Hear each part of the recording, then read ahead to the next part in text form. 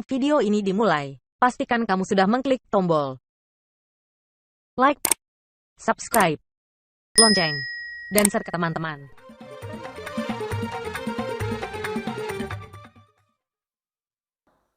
Assalamualaikum warahmatullahi wabarakatuh. Alhamdulillahilladzi ahyana ba'dama amatana wa ilaihi nusyur. Asyhadu an la ilaha illallah wahdahu la syarikalah wa asyhadu anna Muhammadan abduhu wa rasuluhu la nabiyya ba'dah. Ibu bapak jamaah subuh yang dimuliakan Allah, puji dan syukur kehadirat Allah Subhanahu wa taala. Sampai subuh hari ini Allah masih karuniakan kepada kita banyak nikmat sehingga kita bisa hadir melaksanakan kewajiban kita salat subuh secara berjamaah. Salawat beriring salam buat junjungan kita Nabi besar Muhammad sallallahu alaihi wasallam. Allahumma shalli ala Muhammad wa ala ali Muhammad. Ibu bapak, pada subuh hari ini pertemuan kehadiran perdana saya di masjid ini. Kita diamanahkan untuk menyampaikan kajian Riyadhus Shalihin atau kitab Riyadhus Shalihin bab yang kelima tentang al-muraqabah atau muraqabatullah. Terlebih dahulu kita jelaskan apa maksudnya muraqabah ini. Muraqabah ya berasal dari kata-kata raqabah yang artinya kalau bahasa kita kira-kira memantau. Makanya ada di dalam Al-Quran, ma yalfizu min qaulin illa ladaihi raqibun atid. Tidak ada lafaz yang terucapkan oleh lidah kita, melainkan ada malaikat raqib dan atid, ya, yang mencatatnya, yang memantaunya. Makanya kalau di Arab itu ada di jalan-jalan kadang-kadang tertulis, ya, muraqab bi radar atau muraqab bi kamera. Hati-hati jalan kalian lagi dipantau dengan radar atau kamera.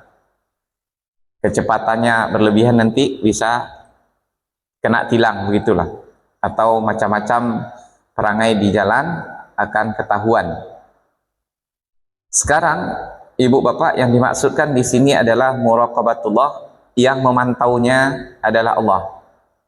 Maksudnya kita ini dipantau oleh Allah Subhanahu wa taala sebagaimana yang kita imani begitu, tidak ada satupun perbuatan yang kita lakukan yang tersembunyi dari hadapan Allah. Di dalam kitab Riyadhus Shalihin ini, Imam An-Nawawi sebagai pengarangnya itu menyusun beberapa hadis yang berkenaan tentang hal itu. Kemudian beliau muqaddimahi terlebih dahulu dengan beberapa ayat yang berkenaan dengan muraqabatullah, dan ayatnya banyak sekali. Cuma beliau tuliskan beberapa ayat. Di antaranya itu Allah berfirman, alladzi yaraka hina taqum wa taqallubaka fis sajidin, yang melihat engkau ketika engkau berdiri melaksanakan salat, dan wa taqallubaka fis sajidin, dan berbolak-baliknya engkau pada orang-orang yang sujud atau bersama orang-orang yang sujud. Wa huwa ma'akum aina ma kuntum, dia bersama kalian dimanapun kalian berada. Artinya Allah bersama kita terus dimanapun kita berada. Ibu bapak pindah kemanapun kita bersembunyi dimanapun, Allah mengetahui. Bukan berarti Allah di samping kita terus begitu ya. Allah mengetahui apa yang kita lakukan, memuraqabah kita, memantau kita dengan pengetahuannya yang maha melihat dan maha mendengar, dan tahu segala detil-detil apa yang ada pada diri kita. Jangankan yang dilakukan, jangankan yang diucapkan, yang ada di dalam hati pun Allah Subhanahu wa taala mengetahuinya. Dan ibu bapak, ini adalah bagian dari iman. Dan nanti kita lihat apa dampak daripada keimanan kita tentang hal ini. Di dalam ayat yang lain Allah katakan, innallaha la yakhfa 'alaihi syai'un fil ardi wala fis sama'. Sesungguhnya Allah tidak ada yang tersembunyi baginya yang ada di bumi dan apa yang ada di langit. inna rabbaka labil mirsad, sesungguhnya Tuhanmu itu betul-betul mirsad, itu memperhatikan terus-menerus begitu. Ibu, bapak, bisa dibayangkan kira-kira bagaimana kalau kita dalam setiap gerak-gerik kita itu ada CCTV dari 6 arah, depan, belakang, samping kanan, samping kiri, atas, bawah, itu 24 jam, tidak ada berhentinya. Kira-kira apa yang akan kita lakukan kalau ada seperti itu terus? Pasti kita akan berhati-hati dalam hidup. Nah, inilah yang diingatkan oleh Allah melalui ayat-ayatnya ini. Bahkan Allah mengatakan, ya'lamu kha'inatal a'yuni wa ma tukhfi sudur, yang mengetahui pengkhianatan mata dan apa yang tersembunyi di dalam dada. Pengkhianatan mata umpamanya kita berbicara dengan orang begitu, udah kita kedipkan sedikit, dan orang paham apa yang kita maksudkan.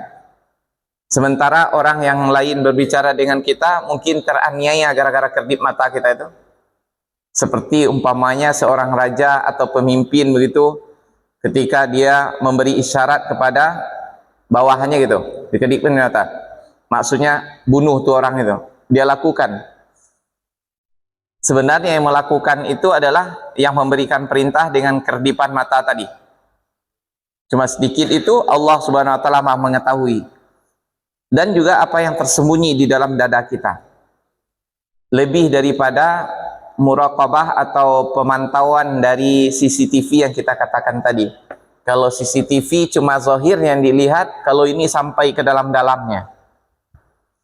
Ibu, bapak, saya yakin sekali bagi kita yang hadir di masjid ini, bagi orang yang Islam dan beriman, dia sudah tahu tentang hal ini. Dia percaya sekali bahwasanya Allah Subhanahu wa taala memantau perbuatan dia, mulai dari yang paling besar sampai yang paling kecil, bahkan sampai isi hatinya. Namun yang jadi masalah adalah apakah keyakinan seperti ini membawa dampak dalam kehidupan atau tidak. Nah, ini yang jadi masalah. Dan ibu bapak, saya yakin sekali kajian-kajian seperti ini sudah sering disampaikan. Oleh karena itu sekarang kita bawakan kepada kenyataan hidup, atau kita konkretkan apa yang menjadi keyakinan kita ini. Kita lihat terlebih dahulu hadis yang disampaikan oleh Rasulullah, yang hadis ini cukup panjang, yaitu hadis Jibril istilahnya, di mana hadis ini selalu yang kedua dibahas kalau kita mengkaji hadis. Pertama niat, setelah itu hadis ini. Ringkasnya begini, kita langsung saja. Suatu kali datang malaikat Jibril kepada Rasulullah berbentuk manusia, kemudian duduk langsung di depan Rasul. Kemudian beliau bertanya, malaikat Jibril ini bertanya, tapi orang sekitar tidak tahu bahwa itu adalah malaikat, dia berbentuk manusia. Wahai Muhammad, kata dia, coba sampaikan kepadaku apakah itu Islam. Lalu dijelaskan oleh Rasulullah, Islam itu adalah bersahadat asyhadu an la ilaha illallah wa asyhadu anna muhammadar rasulullah. Aku bersaksi tiada Tuhan selain Allah dan Muhammad adalah utusan Allah. Kemudian engkau mendirikan solat, menunaikan zakat, berpuasa di bulan Ramadan, kemudian haji sekali seumur hidup bagi yang mampu. Orang yang bertanya tadi mengatakan engkau benar. Orang sekitar yang hadir tercengang, dia bertanya, dia pula yang mengatakan benar. Selanjutnya coba sekarang jelaskan apa itu iman. Kemudian kata Rasulullah, iman itu adalah percaya kepada Allah, percaya kepada malaikat, percaya kepada kitab, percaya kepada Rasul, percaya kepada hari kiamat, dan percaya kepada qada dan qadar, baik dan buruknya. Engkau benar. Yang ketiga, coba jelaskan sekarang apa itu ihsan. Nah, inilah intinya sekarang muraqabatullah itu. Al-ihsanu an ta'budallaha ka'annaka tarahu. Fa illam takun tarahu fa innahu yarak, kata Rasulullah. Ihsan itu adalah engkau menyembah Allah seolah-olah engkau melihat kepada Allah itu. Kalau engkau tidak bisa melihat Allah, yakinlah bahwasanya Allah melihatmu. Nah, inilah dia ihsan itu. Dan inilah dia bentuk daripada muraqabatullah tadi. Ibu bapak, di dalam hadis itu dikatakan engkau menyembah Allah. Pada hakikatnya hidup kita ini mulai dari bangun tidur sampai tidur kembali, bahkan tidur itu sendiri dalam rangka beribadah kepada Allah. Jangan yang kita maksudkan beribadah itu cuma ruku sujud waktu sholat, zikir, baca Quran, ya, itu saja yang beribadah. Enggak, seluruhnya perbuatan kita ini, desah nafas kita, bahkan jalan pikiran kita itu dalam rangka beribadah kepada Allah seluruhnya. Sebagaimana kata Allah, "Wa ma khalaqtul jinna wal insa illa liya'budun." Tidaklah aku ciptakan jin dan manusia melainkan untuk menyembahku. Oleh karena itu, ibu bapak, sekarang kita lihat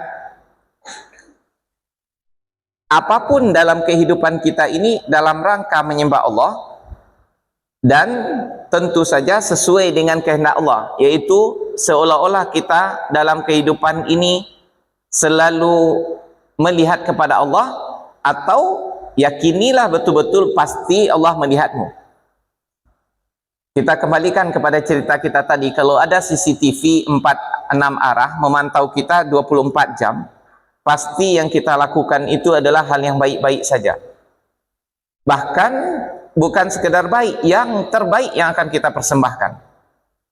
Oleh karena itu makna daripada ihsan ini, ya, lebih cocok mungkin dalam bahasa kita profesional dalam segala sesuatu.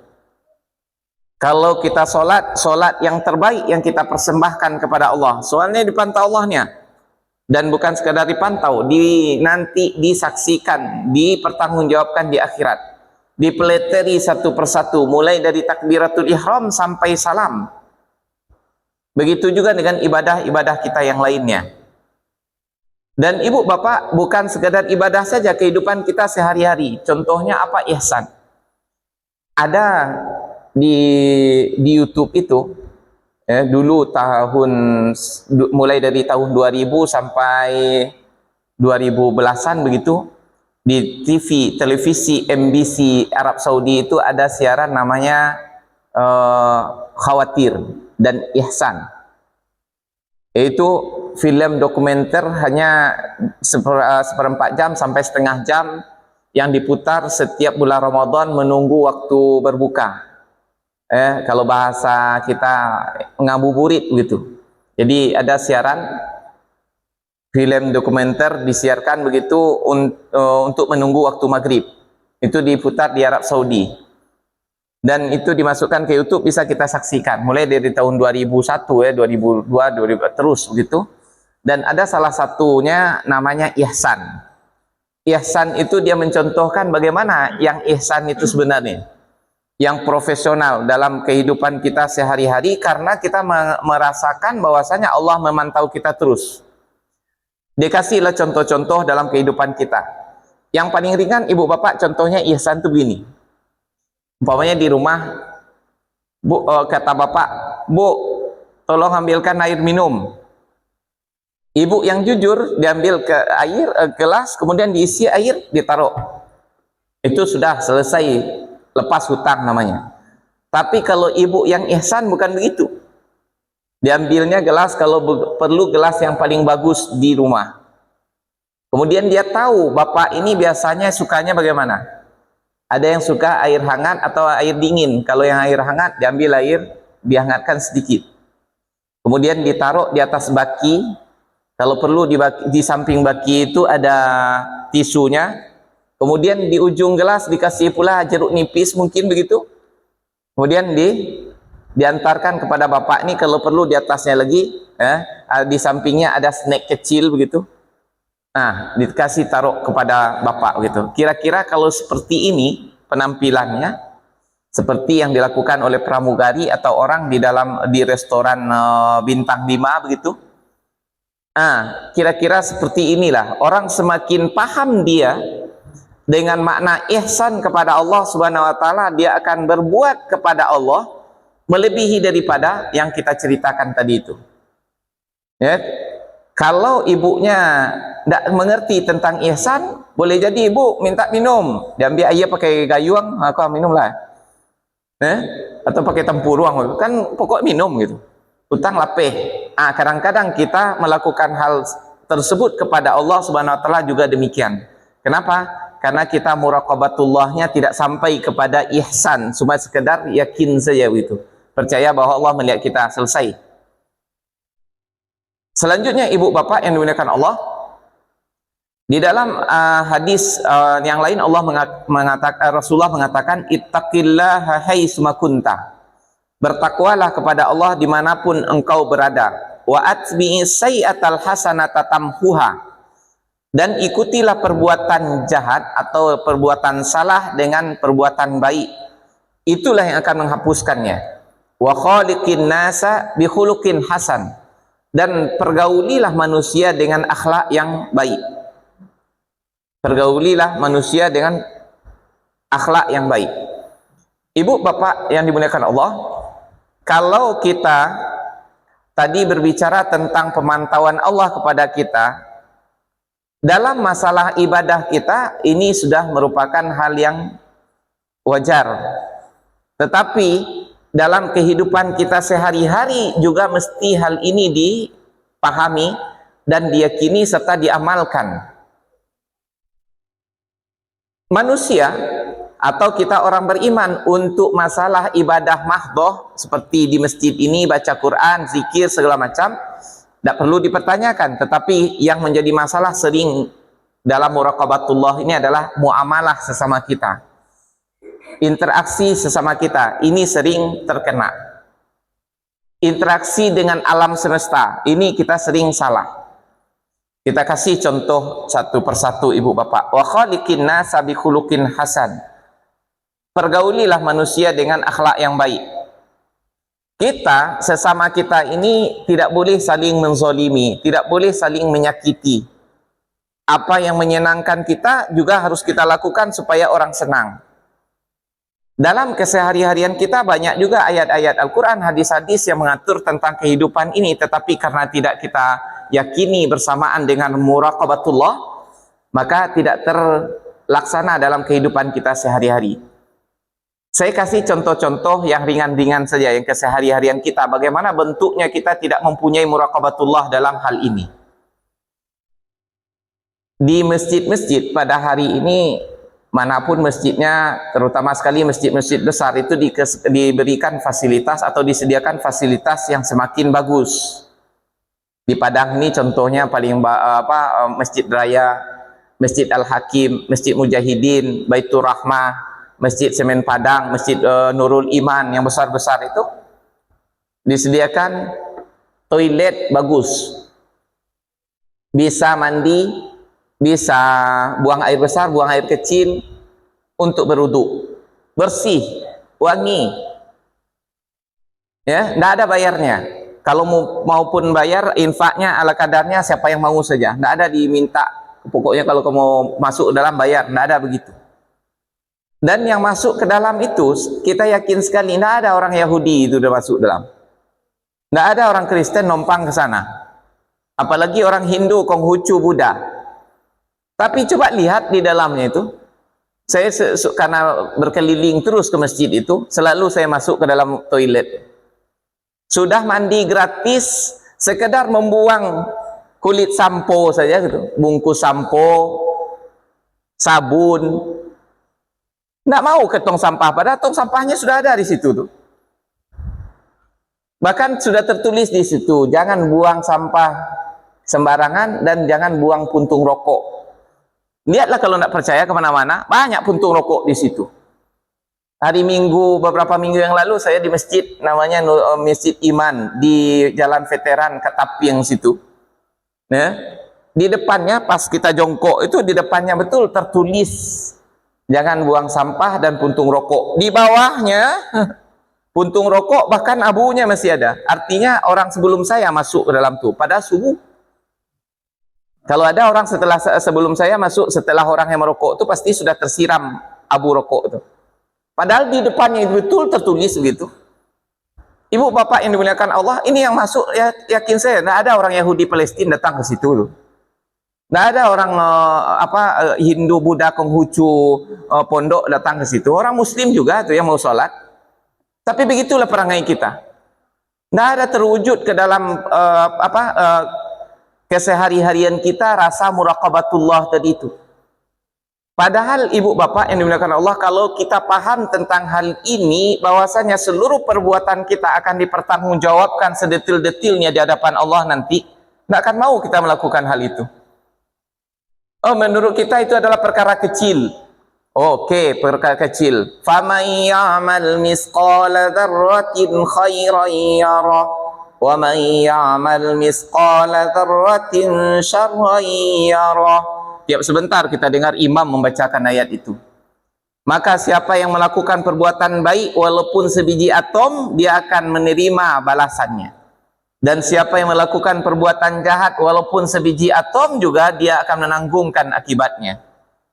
Ibu bapak, puntung rokok satu itu berapa atomnya? Tolong hitung. Bawa ke labor, tidak sanggup orang labor menghitung itu.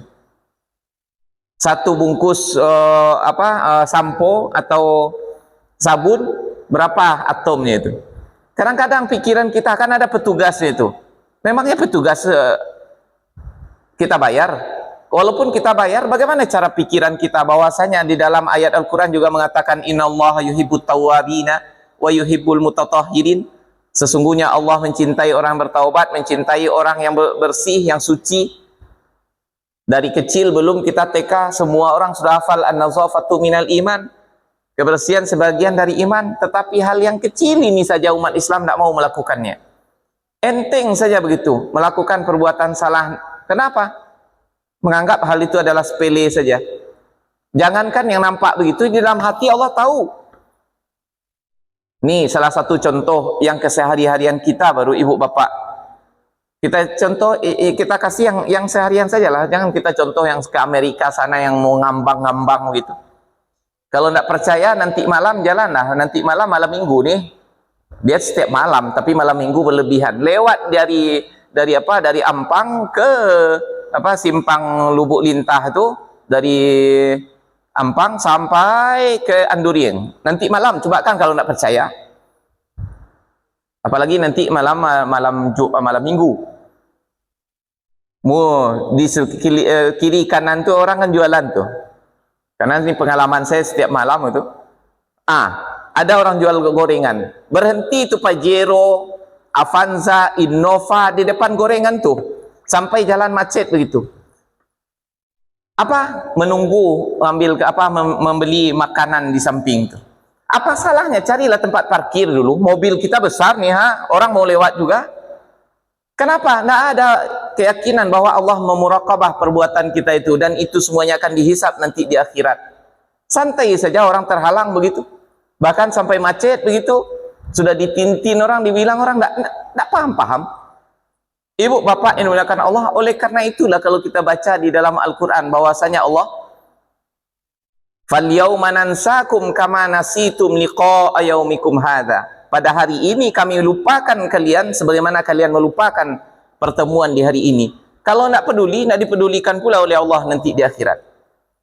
Makanya ibu bapak, orang-orang yang tidak beriman itu sifatnya adalah tak peduli. Tak peduli kepada Allah, tak peduli kepada alam, tak peduli kepada manusia. Yang penting awak senang. Anangkan dakwah tak jadi. Orang terzalimi, tersakiti, terserah dia. Memangnya gue pikirin. Makanya nanti di akhirat akan diperlakukan pula oleh Allah seperti itu. Wa qalu ya malikun yaqdi alaina rabbuk qala innakum makisun. Di dalam neraka itu mereka berteriak-teriak, wahai Malik, katakan kepada Tuhanmu itu supaya dia menghabisi kami saja. Jangan hancur, bulatkan lagi, mati, hidup lagi. Sudah hancur, sudah selesaikan saja, jadikan kami tanah kembali. Menurut ahli tafsir, itu dijawab oleh malaikat Malik berapa lamanya? 50.000 tahun baru dijawab. Terbayang 50.000 tahun baru dijawab. Jawabannya apa? Qala innakum makisun. Kalian mendekam dalam tuh. Kenapa? Karena memang ketika hidup di dunia tidak peduli dengan apa yang diingatkan oleh Allah. Yang penting awak senang. Orang terzalimi, tersakiti, terserah dia. Ibu bapak yang saya sampaikan yang kecil-kecil baru nantilah. Yang bagaimana korupsi 300 triliun. Ibu bapak bayangkan berapa 300 triliun itu? Tahu bentuknya bagaimana? Kemarin itu ada 2 triliun saja kan, penuh gudang itu. Kalau diemaskan 300 triliun itu 300 ton. Terbang, pernah melihat emas sekilo saja jadilah dulu. Sekilo aja tidak pernah kita melihat. Setengah saya dulu nih. Aku 300 ton. Makanya tidak akan dikasih ampun oleh malaikat Zabaniyah, malaikat Malik itu. Rasuan mana lah gua. Ibu bapak bisa bayangkan berapa banyaknya orang terzalimi 300 triliun tuh. Jangankan itu, ya, yang itu sajalah dulu. Yang saya ceritakan tadi itu sajalah dulu. Ini baru perkara remeh-temeh di tengah-tengah kita. Belum lagi buang sampah sembarangan. Dengan entengnya melayungkan ke masuk ke dalam Bandar Bakali. Basoi-asoi. Perlu pula pemerintah menulis sepanjang jalan tu sungai bukan tempat pembuangan sampah. Beralo dana buat itu tu. Andaikan tahulah umat Islam dan bukan segera tahu dan diamalkan hadis-hadis ini, ayat ini, tak perlu itu segala macam. Tak perlu ada tulisan buanglah sampah pada tempatnya. Tak perlu ada CCTV segala macam. Ada CCTV Allah SWT yang maha mengetahui dan maha dahsyat. Ibu bapak, karena kita nak tahu akibatnya nanti di akhirat, maka kita santai saja seperti itu. Oleh karena itulah perlu kita memahamkan muraqabatullah ini dalam kenyataan hidup, bukan sekadar teori di otak. Jangankan hal besar-besar itu, dalam sebuah riwayat dikatakan bahwasanya ada seseorang duduk-duduk di pinggir jalan begitu, kemudian diambilnya tanah pasir, kemudian digini-ginikan. Nanti akan ditanyakan, apa tujuanmu melakukan itu? Apa tujuan melakukan itu? Kita kebiasaan kan kalau lewat begitu diambil putih ujung pucuk-pucuk daun gitu, kalau dia dikuti-kutili, itu dia akan ditanya, ya apa tujuanmu melakukan itu? Lewat orang begitu, siatu, sianu, apa maksudnya tadi itu tuh? Ya kan? Apa tuh yang terjadi? Itu. Oh, maksudnya tadi itu. Walaupun tidak ada kalimat lagi, akan dipertanggungjawabkan di hadapan Allah. Makanya ibu bapak yang dimuliakan Allah, kalaulah umat Islam memahami ini dan diamalkan, bukan sekadar dipahami, kalau paham seluruhnya, tahu seluruhnya, diamalkan betul-betul dalam kehidupan, tidak perlu ada polisi, tidak ada perlu tentara, CCTV, apalagi radar segala macam, aman kita. Cuma karena kita pura-pura nak tahu saja dengan hal ini. Oleh karena itu pula nanti malaikat Zabaniyah pura-pura nak tahu pula mengazab kita ini. Selanjutnya ibu bapak, kita baca hadis berikutnya. Innakum lata'maluna a'malan hiya adaqu fi a'yunikum minasya'ri. Ini hadis diriwayatkan oleh Anas bin Malik, sahabat Rasulullah. Kunna na'udduha ala ahdi Rasulillah sallallahu alaihi wasallam minal mubiqat. Sesungguhnya kalian melakukan suatu amalan yang itu menurut kalian sangat kecil, enteng dalam pandangan kalian, lebih enteng pula daripada ujung rambut. Padahal kami dulu menganggap perbuatan semacam itu pada zaman Rasulullah adalah dosa yang membuat kita celaka. Jadi ada amalan yang kita lakukan, katanya itu pun dikatakan oleh Anas bin Malik kepada generasi sesudahnya tabi'in. Apalagi kalau dia melihat kita pada hari ini, tentu yang kita lakukan menurut mereka dosa semua barangkali ini. Dulu perbuatan kecil yang kalian anggap kecil itu, ketika di masa Rasulullah, kami hidup di masa Rasulullah, itu kami anggap sebagai dosa besar. Sekarang kalian anggap itu adalah hal remeh-temeh, bahkan lebih ringan daripada ujung rambut. Apa dia? Mungkin boleh jadi apa yang saya sampaikan tadi itu, ibu bapak buang sampah sembarangan. Kemudian tak peduli dengan keselamatan orang, kenyamanan orang, yang penting saya senang. Ibu bapak, saya apapun kajiannya, ini juga contohnya. bentuknya ringan begitu. Tapi kalau kita pahami betul bagaimana sesungguhnya dosa yang kita lakukan, maka kita akan sangat berhati-hati dalam kehidupan ini. Dulu waktu saya SD, ada guru saya, pincang dia. Pakai tongkat. Apa masalah dia kok pincang seperti itu? Ternyata dia itu lewat di Kampung Cino Bukit Tinggi, tersiali atau jelapak karena menginjak kulit duku. Kulit duku cuma satu sebelah kulit duku itu, terjelapak begitu. Pecahlah tempurung lututnya. Zaman itu tahun akhir 70-an gitu, saya sudah SD-nya 80-an. Dia kan sebelumnya begitu. Dia jangankan di Bukit Tinggi, di M Jamil Padang pun belum ada pemasangan pen. Terpaksa lah dia dibawa ke Jakarta, bawa pasang pen. Ya, saya lihat catatan bapak saya, karena waktu itu bapak saya pasulah di tahun-tahun itu pergi ke Jakarta, naik pesawat Mandala, bayarnya uang suku. Tahu ibu bapak uang suku? Emas tuh, uang emas tuh, segitu ongkosnya ke Jakarta waktu itu. Nah, berapa tuh uangnya sekarang? Karena jarang naik pesawat Mandala. Kemudian tentu dia pergi tidak sendirian, tuh ibu nih. Tentulah dengan suaminya paling kurang. Kemudian berapa saudara-saudaranya yang susah, anaknya yang sedih, teman-teman koleganya yang ikut susah jadinya. Kemudian dia sendiri menderita. Kemudian bayar operasinya berapa, pasang pennya. Kemudian juga obatnya berapa, dan seumur hidup dia pincang. Kenapa? Pasang pen belum sehebat dulu.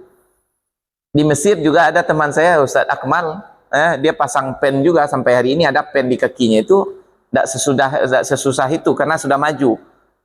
Seperti normal saja jalannya sekarang. Dia ibu itu seumur hidupnya pincang begitu. Ibu bapak yang jadi perhatian kita sekarang adalah kulit duku waktu dibuang oleh orang yang makannya itu kan santai saja. Alah, kulit duku kan jadi masalah mana. Tapi berapa akibatnya ke bawah itu, penderitaan yang dirasakan oleh orang gara-gara kulit duku satu. Orang yang mau kulit duku itu mana mau besar. Itu betul enggak, Pak? Bagaimana kira-kira kalau kita bawakan seperti yang tadi itu, ibu bapak 300 triliun, bermiliar-miliar, berjuta-juta? Makanya oleh karena itu azab neraka itu dahsyatnya luar biasa. Kulit duku ini saja kita tidak tahu hakikat dosa kita itu bagaimana sebenarnya gitu. Oleh karena itulah ibu bapak, salah satu di antara doa iftitah yang kita baca di awal salat, Allahumma ba'id baini wa baina khotoyaya kama ba'adta bainal masyriqi wal maghrib. Ya Allah, jauhkan antara aku dengan dosa-dosaku, kesalahanku, seperti engkau menjauhkan antara timur dan barat. Maksudnya kalau sudah terlaksana, jangan sampai menimpaku akibatnya, dosanya. Kalau belum terlaksana, jauhkan sehingga tidak aku lakukan. Allahumma naqqini min khotoyaya kama yunaqqas saubul abyadu minad danas. Ya Allah, bersihkan aku dari dosa-dosaku sebagaimana dibersihkannya baju putih dari segala noda-noda. Allahumma naqqini min khotoyaya bil ma'i was salji wal barat. Ya Allah, bersihkan aku dari kesalahan-kesalahanku dengan air, dengan salju, dengan air, dengan embun. Ibu bapak, ibu-ibu terutama sekali, pernah ibu mencuci di rumah pakai air es? Maka berasiahnya cuci piring pakai es, justru dia yange.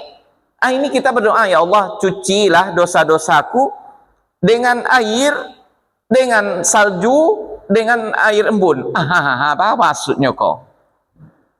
Mereka mungkin, padahal nih hadis sahihnya. Ternyata ibu bapak begini kira-kira. Dosa itu bagaikan penyakit. Penyakit itu menurut ahlinya pernah saya dengar, ada penyakit itu yang bisa diobati sehingga hilang, bersih dia. Tapi ada pula penyakit itu tidak bisa diobati, cuma dibekukan sehingga dia tidak berkembang. Sekurang-kurangnya begitulah dosa kita ini. Ya Allah, kalau tidak terampuni, jangan bikin dia berkembang. Dosa yang berkembang itu seperti tadi itu. Yang kita lakukan kecil, cuma akibatnya tidak tanggung banyak itu.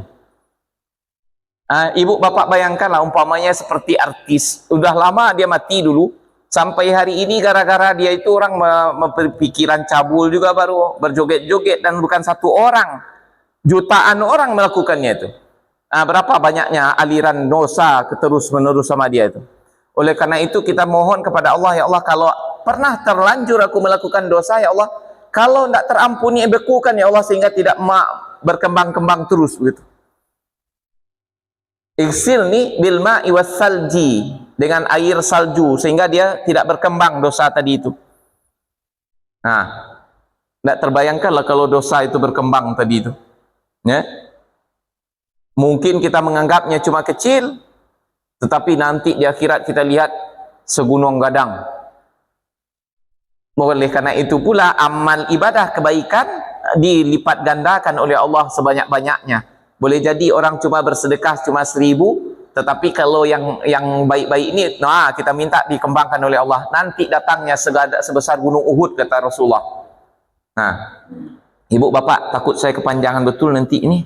Ya, terakhir kata Rasulullah, min islamil mar'i tarkuhu ma la ya'nihi. Sebaik-baiknya Islam seseorang itu dia tinggalkan apa yang tak penting bagi dia. Ya. Kenapa? Allah memantau dia terus.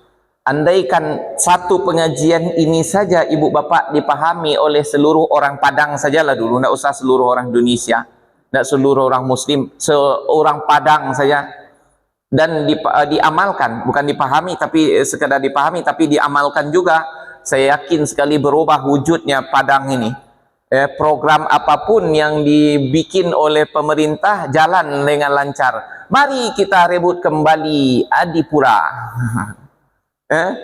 Itu tidak perlu pakai sosialisasi segala macam, terjadi dia sendirinya tu.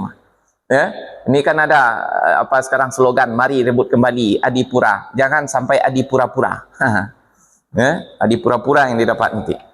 Ibu bapak, barangkali itulah dulu yang dapat kita sampaikan dalam pertemuan perdana ini. Ibarat iklan dulu, pandangan pertama mudah-mudahan begitu memukau, selanjutnya terserah anda. Subhanakallahumma rabbana wa bihamdika asyhadu an la ilaha illa anta astaghfiruka wa atubu ilaik. Assalamualaikum warahmatullahi wabarakatuh.